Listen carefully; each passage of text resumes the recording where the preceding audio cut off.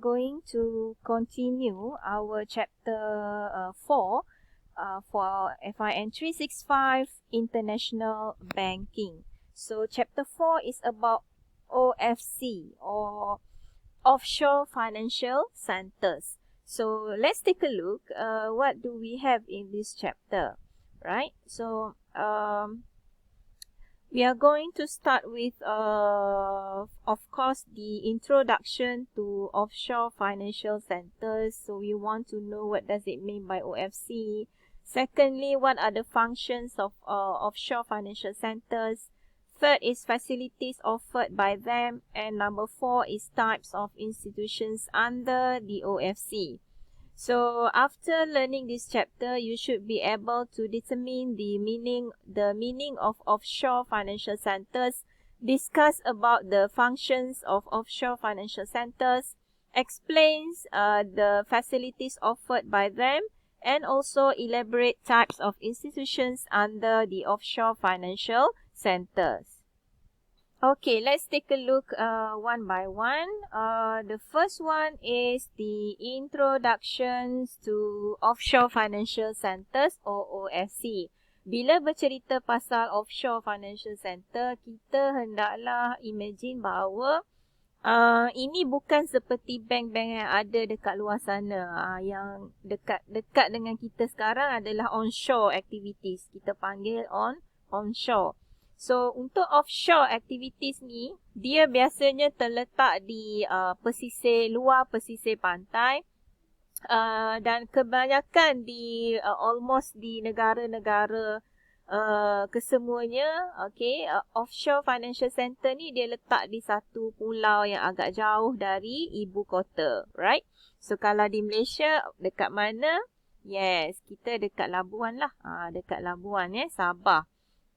So, wilayah Persekutuan Labuan Sabah, di situlah terletaknya kita punya LOFSA, okay, Labuan Offshore Financial Service Authority, dan mereka inilah yang menguruskan offshore financial activities. Okay, so mengikut Zorom 2007, OFC ataupun Offshore Financial Center ni adalah jurisdictions that provide financial services to non-residents on a scale that is excessive compared to the size and the financing of their domestic economy. So, mereka ni mempunyai satu bidang kuasa ataupun diberi kuasa untuk provide financial services kepada siapa? Kepada non-resident. So, kalau kat Labuan sana, mereka boleh serve mungkin investor tu dari Singapura, dari US. Mereka adalah bukan warga negara Malaysia, tapi mereka boleh provide semua aktiviti financial services kepada foreigner ini. Okay, itu di Malaysia lah. So, sama juga di luar negara sana, mereka juga serve kepada foreigner luar negara mereka. Okay, so aktivitinya sama, hampir sama, sama seperti bank di onshore, kan? Seperti di sini kita boleh buka savings account, kita boleh buka current account. So, sama juga di offshore, mereka juga boleh buat yang sama, tetapi of course, klien mereka lebih kepada foreigner dan juga mata wang yang mereka gunakan adalah international currencies, okay? So, it is sometimes called as International Financial Center, IFC. So, the definition of OFC is far less actually straightforward. At its broadest, an OFC can be defined as financial center where offshore activity takes place. So, paling mudah kita katakan OFC adalah tempat di mana segala aktiviti financial secara offshore, luar pesisir pantai berlaku. Okay?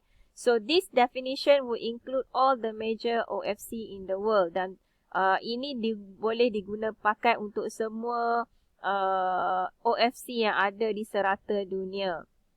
So, in such center, there may be a slight difference antara onshore dan offshore business. Of course, memang berbeza sebab dari satu sudut klien mereka juga adalah foreigner mata wang yang digunakan juga adalah international currency. Tapi kalau dekat onshore, kita buka account, contoh kalau you pergi Kuala Lumpur, you buka account, of course, account yang kita buka dalam bentuk mata wang ringgit Malaysia, betul tak?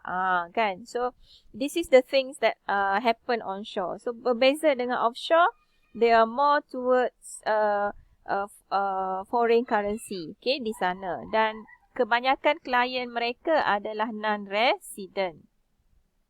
So, a more practical definition of ONC boleh dikatakan where the bulk of financial sector activity is offshore on both sides of the balance sheet. So, memang mereka melakukan banyak aktiviti kewangan yang melibatkan aktiviti-aktiviti offshore lah. Okay, foreign, macam saya kata tadi, foreign currencies, forex, account savings pun in terms of maybe US dollar dan sebagainya.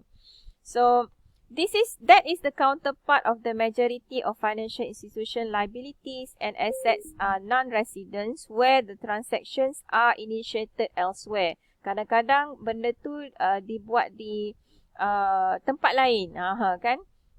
Tetapi mereka duit tu boleh transfer ke sana, right? So itu yang berlakulah dekat offshore activities. And OFC normally offers significant tax and regulatory services advantage. So, nak lari dari cukai, nak elak cukai, sebab tu dia punya offshore activity ni macam famous, kan? Sebab investor kebanyakan nak lari daripada cukai yang dikenakan dan sebagainya. So, they went to offshore financial center. Dan berbeza dari sudut onshore kerana financial service mainly often offered for non-resident client lah. Dia buka kepada warga asing. Okay, bukan pendatang asing tu. Maksud saya adalah investor-investor daripada luar negara. Okay, ataupun someone yang high profile, high net worth, memiliki duit yang banyak, ada duit lebih kan. So diorang nak simpan duit, diorang simpan duit dekat akaun luar negara. Itulah offshore financial centers punya kerja kan. So not all the services offered such fund management, brokering, insurance, holding company registration, fiduciary services, internet gaming can be actually found onshore kan. Semua ni onshore banking tak ada, tapi ditawarkan di offshore services. Okay. Sebab dia memang nak pelbagaikan services untuk offshore supaya boleh menarik lebih ramai klien dan sebagainya. Okay. So as explained before for chapter 2, all OFC have a number of key consideration including apa yang lainnya offshore compare dengan onshore bank. So yang berbeza adalah mereka mungkin menawarkan low or no tax at all. Kadang-kadang tax yang ditawarkan tu 0%. Itu yang menarik minat klien untuk berurusan dengan offshore bank. Kedua services are mainly for non-resident client. So you walaupun katakanlah you nak pergi buka account di Switzerland kan. You memang tak ada kewarganegaraan Switzerland pun. Tapi kalau kita pergi dekat Switzerland punya offshore bank, you boleh buka account di sana, right? Sebab memang dia mainly for non-resident. Sama juga warga negara US datang ke sini nak buka account savings dekat Labuan tu, boleh. Sebab these services are for non-resident. And there are no or limited forex control. Kadang-kadang almost tak ada kontrol langsung, tak ada kawalan langsung terhadap aktiviti forex yang berlaku di offshore center.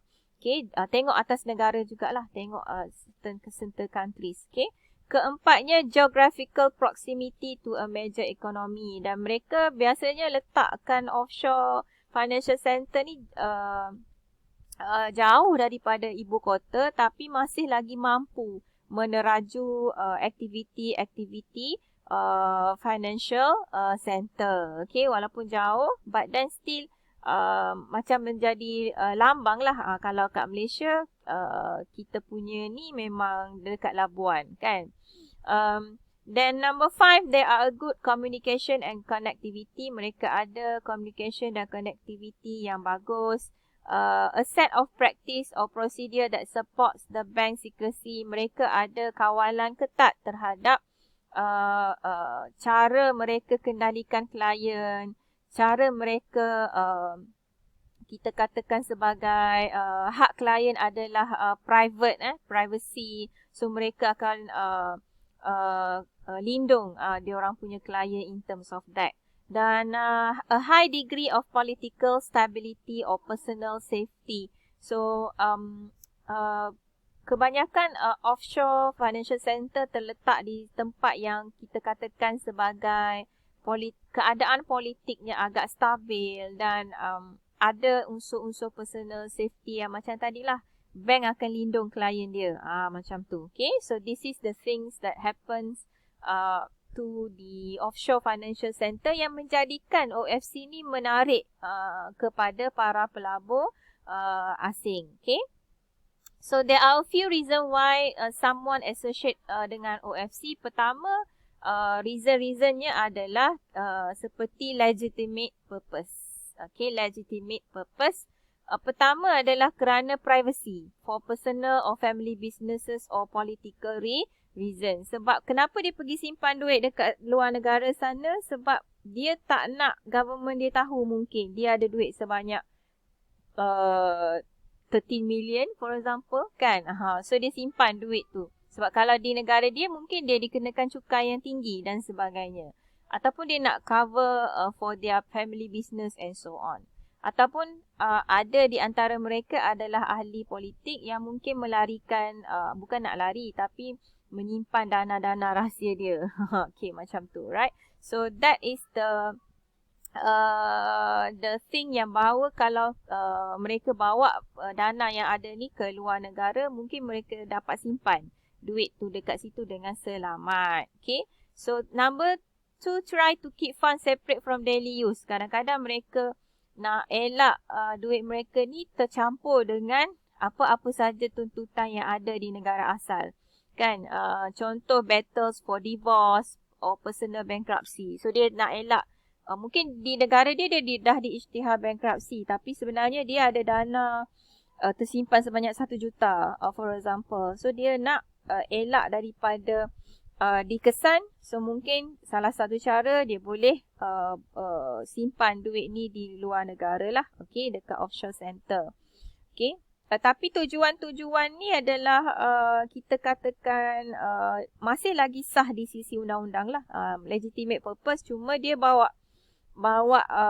duit tu ke sana mungkin untuk protect dia punya money lah daripada sesuatu. Tapi dia bawa secara sah. Kan, secara sah, secara mengikut undang-undang. Keduanya untuk illegitimate purposes. Okay, illegitimate purposes yang illegal. Okay, yang tujuannya memang sah, memang salah di sisi undang-undang, tapi dia nak bawa juga duit tu ke luar negara, nak simpan kat sana. Pertama, untuk laundering. Money laundering tahu kan, aktiviti pengurupan wang haram. So duit tu daripada sindiket dadah ke, sindiket penyeludupan ke kan. Duit tu sangat banyak. Mungkin sampai 3-4 juta million of money.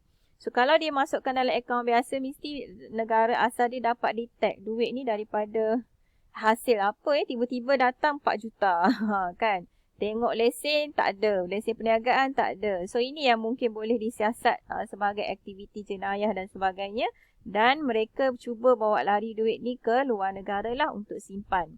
Dan keduanya untuk elak cukai. Mungkin di negara asal dia cukai adalah sangat tinggi. So mereka akan pergi kepada negara-negara yang haven tax. Haven tax ni kita katakan sebagai dia tak kenakan cukai pun. Kadang-kadang persentage cukainya terlalu rendah. Jadi mereka bawa lah duit ni ke sana untuk disimpan. Okay. So these are among the purpose lah yang menyebabkan OFC ni menjadi pilihan klien-klien atau investor ataupun people kat luar sana. Okay. So there are a few things lagi nanti saya share in the next video.